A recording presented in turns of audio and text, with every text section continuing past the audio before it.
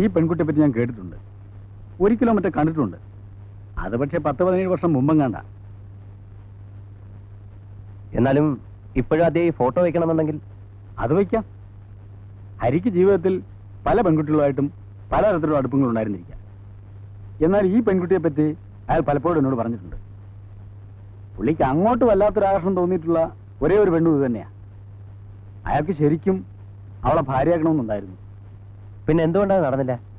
അതെനിക്കറിയില്ല, പറഞ്ഞിട്ടില്ല, ഞാൻ ചോദിച്ചിട്ടില്ല. അതൊരു പേഴ്സണൽ സീക്രട്ടായിട്ടാണ് എനിക്ക് തോന്നിയിട്ടുള്ളത്. ആരാ ഇവര്? കംപ്ലീറ്റ് ആയിട്ട് ഫിലിമിലാകുന്നതിന് മുമ്പ് ഹരി കുറേ കാലം ഒരു കോളേജ് ലെക്ചറായിരുന്നു. A very smart English lecturer. അന്ന് അവിടെ പുള്ളിയുടെ ഡിപ്പാർട്ട്മെന്റിൽ ട്യൂട്ടറായിട്ട് വന്നു ചേർന്ന ഈ കുട്ടി പാർവതി. ഈ സ്ത്രീ ഇപ്പൊ ഏത് കോളേജിലാണ് വർക്ക് ചെയ്യുന്ന അറിയാം? അവരിപ്പോ അധ്യാപികയല്ല, ഒരു ആശ്രമത്തിലെ സന്യാസിനിയാണ്. പൂർണ്ണാനന്ദ മിഷന്റെ ആശ്രമത്തിൽ. അവരുടെ ടെർമിനോളജി അനുസരിച്ച് ബ്രഹ്മചാരിണി. എവിടെ പോയി അന്വേഷിച്ച ഡീറ്റെയിൽസ് കിട്ടും? അതിപ്പോ അവരുടെ ഹെഡ് ഓഫീസിൽ തന്നെ തിരക്കണം. തമിഴ്നാട് ബോർഡറിനടുത്ത് എവിടെയോ ആണത്. അവിടെയാണ് അവരുടെ പ്രധാന ആശ്രമം. മിക്കവാറും ഇവരും അവിടെ തന്നെ കാണും. സീനിയർ മെമ്പറല്ലേ? ഉണ്ട്. പക്ഷേ അവരിപ്പോൾ പാർവതിയല്ല, ഭഗിനി സേവാമയി. അങ്ങനെ അവരെ പറ്റി പരാമർശിക്കാൻ പാടുള്ളൂ. വാട്ട് എവർ ഇറ്റ് ഈസ്, അവരെ ഒന്ന് വിളിക്കണമല്ലോ. എന്തിനാണ് എന്നതിനെ പറ്റി എനിക്ക് കൂടി ഒരു സൂചന കിട്ടിയിരിക്കണം. അത് നേരിട്ട് പറയാനുള്ള കാര്യമാണ്. നിങ്ങൾ ഒരു പോലീസ് ഓഫീസറാണ്. ഐഡന്റിറ്റി കാർഡ് ഞാൻ കണ്ടു. I am convinced too. പക്ഷേ ഒരു പോലീസ് ഓഫീസർ ആയതുകൊണ്ടോ പോലീസ് ഐ ജി തന്നെ ആയതുകൊണ്ടോ ഒരു വ്യക്തിക്ക് ഇതുപോലെ പാവനമായ ഒരു ആശ്രമത്തിന്റെ വ്യവസ്ഥകൾ മുഴുവൻ അറിഞ്ഞുകൊള്ളണമെന്നില്ല. അതിന് ഞാൻ നിങ്ങളെ ബ്ലെയിം ചെയ്യുകയുമല്ല. Please don't think like that. അല്ല, എന്ന് പറഞ്ഞാല് ഈ ആശ്രമത്തിന് അതിൻ്റെതായ ചില ഡിസിപ്ലിൻസ് ഉണ്ട്. ഇവിടെയുള്ള അന്തേവാസികളുടെ എല്ലാ ചെറിയ ചലനങ്ങൾ പോലും മഠാധിപതി എന്ന നിലയ്ക്ക് ഞാൻ അറിഞ്ഞേ നടക്കുകയുള്ളൂ. അവരെ സംബന്ധിക്കുന്ന എന്തും എന്നോട് അന്വേഷിച്ചാൽ മതി. അപ്പൊ ഭഗിനി സേവാമയുടെ പ്രോഗ്രാംസിന്റെ ഡീറ്റെയിൽസും സ്വാമിജിയോട് ചോദിച്ചാൽ മതി. മതിയല്ലോ. എന്നാൽ ഈ കഴിഞ്ഞ മാസം 18-ാം തീയതി, അതായത് ജാനുവരി 18-ന് ഭഗിനി സേവാമയി ത്രൂ ഔട്ട് ഈ ആശ്രമത്തിൽ തന്നെ ഉണ്ടായിരുന്നുവെന്ന് സ്വാമിജിക്ക് ഗ്യാരണ്ടി തരാൻ കഴിയുമോ? അതിന് പ്രോഗ്രാം നോട്ട്സും ലെഡ്ജറും മറ്റും നോക്കേണ്ടി വരും. എങ്കിൽ നോക്കൂ.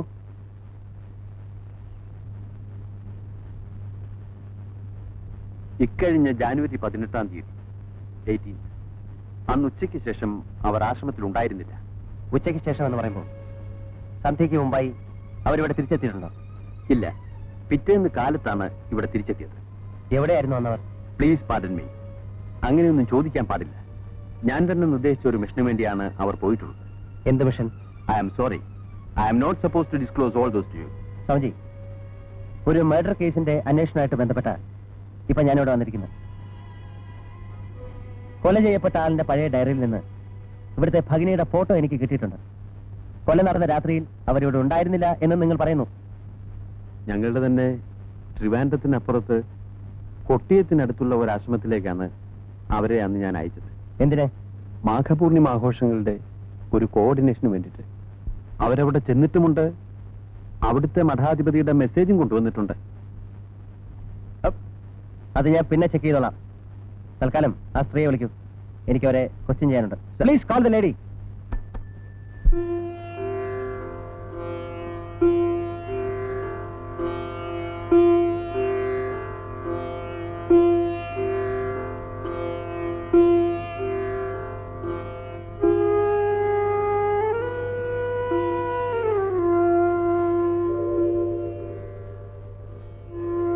ഇരിക്കൂ. സ്വാമിജിക്ക് ഒന്ന് അപ്പുറത്തേക്ക് നിൽക്കാം.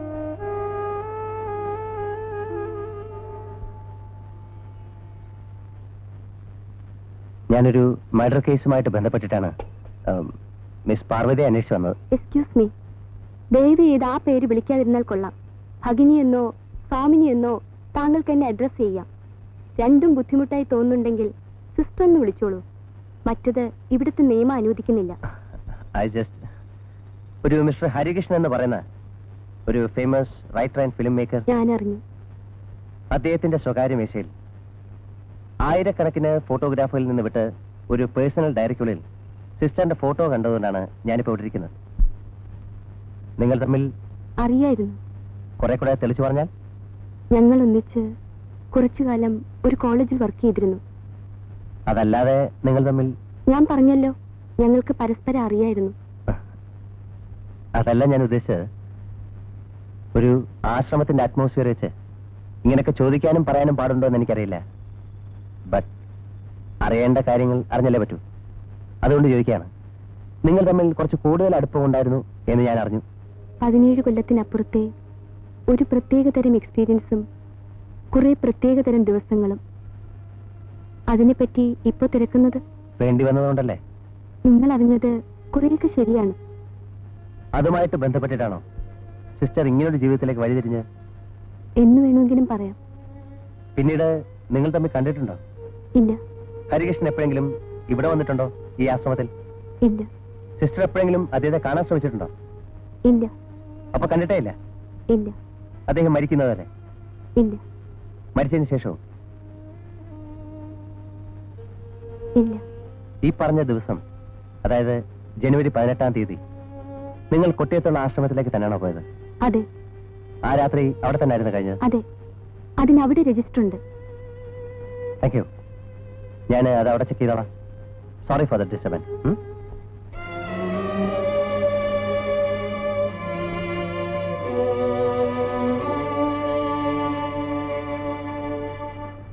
അതിനാ പയ്യൻ നീ വിചാരിക്കുന്നല്ല അത്ര നല്ലവനൊന്നും അല്ല. കാണാൻ കൊള്ളാവുന്ന സകല പെമ്പിള്ളാരുടെയും പുറകെ വായി നോക്കി നടക്കുന്നവനാണ്. അപ്പൊ ഞാൻ കാണാൻ കൊള്ളാന്നർത്ഥം. ഞാൻ പറഞ്ഞില്ലെന്ന് വേണ്ട. അവൻ കഞ്ചാവ് അടിക്കും, ഡ്രിങ്ക്സ് കഴിക്കും, ഈടെ ഹെറൈനും തുടങ്ങിയിട്ടെന്ന് തോന്നുന്നുണ്ട്. നിങ്ങൾ എന്തൊക്കെ പറഞ്ഞാലും ആ പയ്യൻ ആള് സ്മാർട്ടാ. I like him. എന്റെ അടുത്ത് അയാള് ഡീസന്റാ. എന്നും പറഞ്ഞിരുന്നു. ഒരു ദിവസം കാണാൻ കുട്ടി പോലും അറിയാതെ കുട്ടി അവന്റെ വലയെ കിടക്കുന്നത്. അത്രയ്ക്ക് മിടുക്കനാണെങ്കിൽ അവന് ഭയങ്കര കംഫർട്ടബിൾ ആയിരിക്കുമല്ലോ. I will prefer that. അപ്പൊ ബാക്കിയുള്ളവൻ ഇത്രയും കാലം 8 കാലം മാതിരി വലകെട്ടി ഉണ്ടായിക്കൊണ്ടുവന്നത്? മേക്ക് യുവർ വല ബെറ്റർ, സ്ട്രോങ്ങർ. പഠിച്ചിട്ടില്ലേ? സർവൈവൽ ഓഫ് ദ ഫിറ്റസ്റ്റ് എന്നാ പ്രമാണം. ഇല്ല, സാർ അതൊന്ന് പറഞ്ഞാ കൊള്ളാം. ഫിറ്റസ്റ്റ് എന്ന് പറഞ്ഞാൽ ഏത് സെൻസിലാണെന്ന് കൂടെ വേണ്ടിയില്ല. പബ്ലിക് ആയിട്ടാണ് പൊലയാടി പോലെ പരിപാടി. സാർ, ഇതെന്റെ വൈഫാണ് സാർ. ആണോടി? അല്ല സാർ. പിന്നെ ഇങ്ങനെ കുറച്ചു നാളായിട്ട് എപ്പോഴും എന്റെ പുറകെ വായി നോക്കി നടക്കുന്ന ഒരുത്തനാ സാർ. നീ മിനിയാന്ന് ഇതേ സ്പോട്ടിൽ ഏതാണ്ട് ഇതേ നേരത്തെ വേറൊരു പെണ്ണുമായിട്ട് വർത്താനം പറഞ്ഞോണ്ടിരിക്കുന്നുണ്ടല്ലോ. ഉള്ള കഞ്ഞി പാറ്റിയിടരുത്, പറഞ്ഞേക്കാം. ബാക്കിയുള്ളവൻ കഷ്ടപ്പെട്ട് ഫോട്ടോളെ. ആശാൻ കേസ് അന്വേഷിച്ച് അവസാനം ഇപ്പൊ ലേറ്റസ്റ്റ് ആയിട്ട് ഒരു കുരുക്കി പോയി ചാടിക്കൊടുത്തുന്നാ തോന്നുന്നത്. അന്വേഷണം ഒരു പെണ്ണിൽ നിന്ന് വേറൊരു പെണ്ണിലേക്ക് സ്ലിപ്പായി ഇപ്പൊ അതൊരു ജാക്കി സ്ഥാനത്തിൽ പോയി ഉടക്കി നിൽക്കുക. പുള്ളിക്കാണെങ്കിൽ അവളോട് ഉള്ളിൽ ഭയങ്കര പ്രേമവും. ഇന്നലെ രാത്രി മുഴുവൻ കക്ഷി എന്നോട് അവളുടെ ബ്യൂട്ടിയെ പറ്റി പറഞ്ഞ് ബോറടിക്കായിരുന്നു. അത് ക്ലീൻ. ഇൻവെസ്റ്റിഗേഷൻ മൂത്ത് കുറ്റവാളിയെ കയ്യെ കിട്ടുമ്പോ കുറ്റവാളി ഇൻവെസ്റ്റിഗേറ്റിംഗ് ഓഫീസറും തമ്മിൽ ഡിങ്. ചേട്ടനെ കാണട്ടെ, ഞാനിട്ട് വാരുന്നുണ്ട്. അയ്യോ, അതൊന്നും ചെയ്തോളല്ലേ. ഞങ്ങൾ തമ്മിൽ എല്ലാം പറയും. എന്ന് വെച്ച് ഞാനത് പുറത്താരോടെങ്കിലും പറഞ്ഞു എന്നറിഞ്ഞാൽ പുള്ളിക്ക് ചിലപ്പോഴത് ഇഷ്ടപ്പെട്ടില്ലെന്ന് വരും. ഓ, സപ്പോസ് ചേട്ടന്റെ സ്ഥാനത്ത് നിങ്ങളാണെന്നിരിക്കട്ടെ, ഒരു പോലീസ് ഓഫീസർ. ഇതുപോലൊരു കേസ് കൈ കിട്ടിയെന്നും വെക്കുക. അന്വേഷിച്ച് വരുമ്പോ ഒടുവിൽ കൾപ്പിട്ട് ഞാനാണ് തെളിഞ്ഞതായിട്ട് ഇമാജിൻ ചെയ്യും. അപ്പൊ എന്ത് ചെയ്യും? എന്ത് ചെയ്യുന്നു?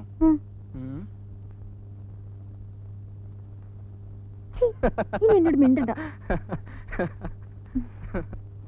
18-ാം തീയതി നിങ്ങൾ കൊട്ടിയത്തുള്ള ആശ്രമത്തിൽ ഉണ്ടായിരുന്നു എന്ന് പറഞ്ഞത് ശരിയാണ്. രാത്രി നിങ്ങൾ അവിടെ തന്നെയാണ് ഉറങ്ങിയിട്ടുള്ളതും. അതും അവിടുത്തെ രജിസ്റ്ററിലുണ്ട്. പക്ഷെ നിങ്ങൾ അവിടെ എത്തുന്നത് രാത്രി 9 മണി അടുപ്പിച്ചാണ്. 8:40 അറൈവൽ ടൈം.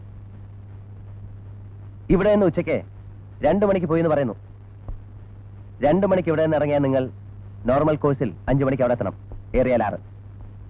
വഴിയിൽ ബസ് കേടായെന്നോ ആക്സിഡന്റ് ആയെന്നൊക്കെ പറയാൻ തുടങ്ങിയാൽ എനിക്ക് പിന്നെ ട്രാൻസ്പോർട്ട് ഓഫീസിൽ കയറി ഇറങ്ങി അതും വെരിഫൈ ചെയ്ത് കണ്ടുപിടിക്കേണ്ടി വരും. കൂടുതൽ മെനക്കെടുത്തണമെന്നില്ലെങ്കിൽ ഞങ്ങൾ കള്ളം പറയില്ല എന്ന് പ്രതിജ്ഞ എടുത്തിട്ടുള്ളവരാണ്. അത് ഞങ്ങളുടെ നിയമാവലിയിലെ ഒരു പ്രധാന നിബന്ധനയാണ്.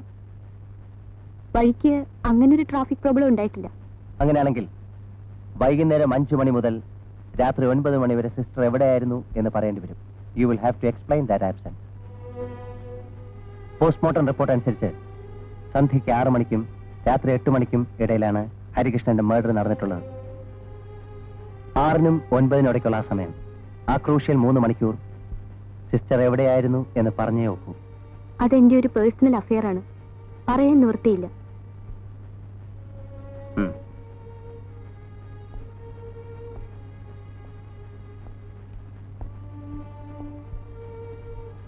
ഈ കത്ത് നിങ്ങൾ എഴുതിയതല്ലേ?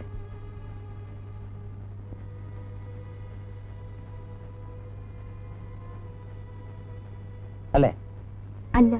പക്ഷേ ആ കൈയക്ഷരം ഭഗിനിക്കറിയാമല്ലോ. ഇതാരെഴുതിയതാണെന്ന് നിങ്ങൾക്കറിയില്ലേ? അറിയാം. ആരാണ്? അത് ഞാൻ പറയില്ല.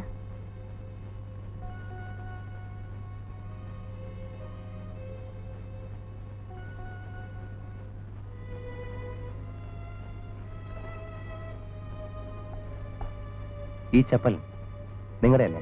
അല്ല, ഞങ്ങൾ ഇത്തരം ചപ്പൽസ് ഉപയോഗിക്കാറില്ല. പക്ഷേ ഈ ചെരുപ്പ് നിങ്ങൾ എവിടെയോ കണ്ടിട്ടില്ലേ? ഓർത്തു നോക്കൂ, ഇതുമാതിരി ചപ്പൽ ആരുടെ കാലിലാ കണ്ടിട്ടുള്ളത്? ഇപ്പറഞ്ഞ ദിവസം 6-നും 9-നും ഇടയ്ക്ക് നിങ്ങൾ യാദൃച്ഛികമായിട്ട് കണ്ടുമുട്ടിയ ആരുടെയെങ്കിലും കാലിൽ ഈ ചപ്പൽ കണ്ടിരുന്നോ? കണ്ടിട്ടില്ലേ? കള്ളം പറയില്ല എന്ന് പ്രതിജ്ഞ എടുത്തിട്ടുള്ള ഒരു സന്യാസിനിയാണ് നിങ്ങൾ. ഈ ചപ്പൽ ആരുടെ കാലിലാണ് കണ്ടതെന്ന് നിങ്ങൾക്ക് ഓർമ്മയില്ലേ? ഉണ്ട്. എങ്കിലത് ആരുടെ കാലിലായിരുന്നു? ക്ഷമിക്കണം, ഞാനത് പറയില്ല. നിങ്ങളെപ്പോലെ ഒതുങ്ങിയ ജീവിതം നയിക്കുന്ന ഒരു ഇൻഡിവിജ്വലിനെ ഇതുമാതിരി ഒരു കേസിലേക്ക് വലിച്ചുകൊണ്ട് പോകണം എന്നെനിക്ക് തീരെ താല്പര്യമില്ല. സത്യത്തിൽ അങ്ങനെ സംഭവിക്കാതിരിക്കണേ എന്നുപോലും എനിക്ക് പ്രാർത്ഥനയുണ്ട്.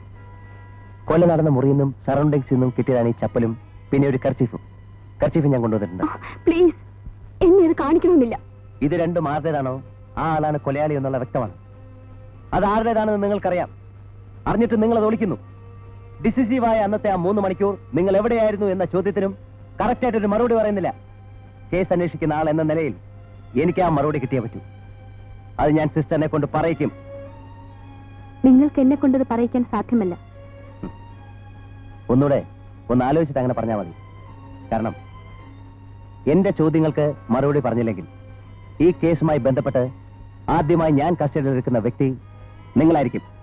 ഒരു ഫിലിം ഡയറക്ടറുടെ മർഡറുമായി ബന്ധപ്പെട്ട് ഒരു സന്യാസിനെ കസ്റ്റഡിയിലെടുക്കേണ്ടി വരിക എന്ന് പറയുന്നത് പത്രക്കാർക്ക് അതൊരു ഫീസ്റ്റായിരിക്കും. പക്ഷെ എന്തോ എനിക്കത് ഇഷ്ടമല്ല. കാരണം നിങ്ങളാണ് ഇത് ചെയ്തതെന്ന് ഞാനിപ്പോഴും വിശ്വസിക്കുന്നില്ല. നിങ്ങളെ കൊണ്ട് സാധിക്കില്ല. പക്ഷെ നിങ്ങൾക്ക് കൊലയാളി അറിയാം. എനിക്ക് നല്ല ഉറപ്പുണ്ട്. സത്യത്തിൽ എനിക്കറിയില്ല.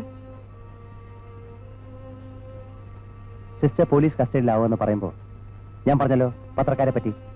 അത് സിസ്റ്റർക്കും ഈ ആശ്രമത്തിനും മൊത്തമായിട്ടും ഒക്കെ വല്ലാത്ത ചീത്തപ്പേരുണ്ടാക്കും. അതിനെക്കുറിച്ച് താങ്കൾ ബോധർ ചെയ്യണമെന്നില്ല. എങ്കിൽ ഈ മൊമെന്റ് മുതൽ സിസ്റ്റർ അറസ്റ്റിലാണ്. You are in our custody.